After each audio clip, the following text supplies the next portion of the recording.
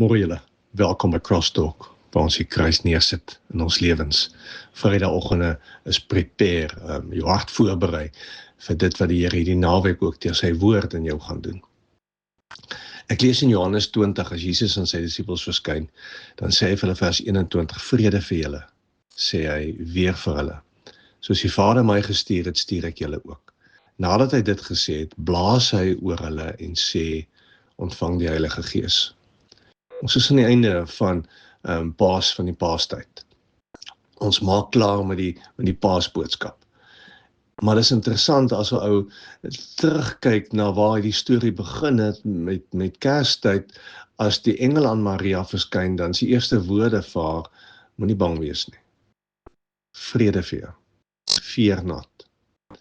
En nou aan die einde van Paastyd, dan is dit, as Jesus aan sy disippels verskyn, dan is dit sy eerste woorde, moenie bang wees nie.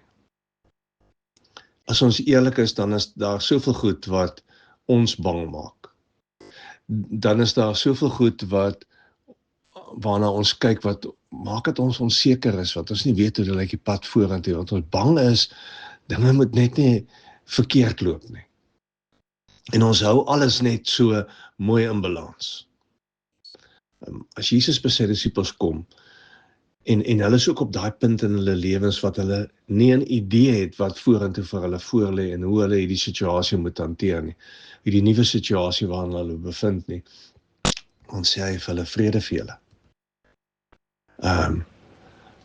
Hy sê ek los julle, ek gaan na my Vader toe, maar ek los julle met vrede. Julle moet nie bang wees nie.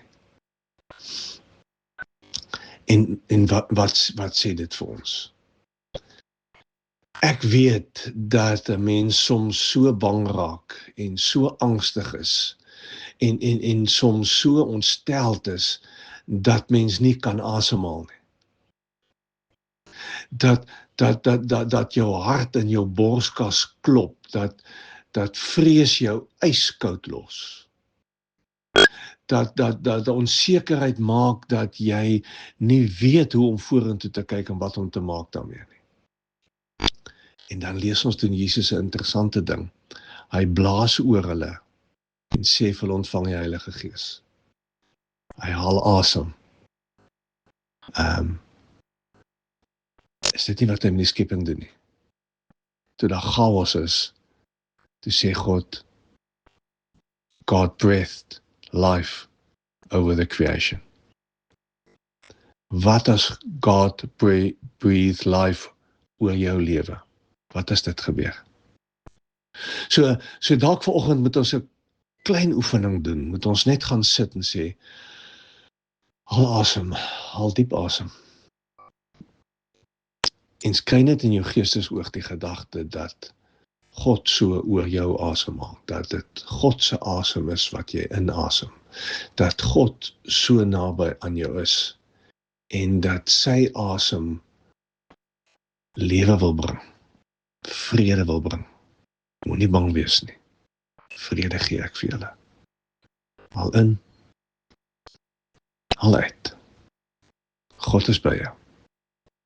Maak jou hart oop vir wat hy wil doen. Mooi loop.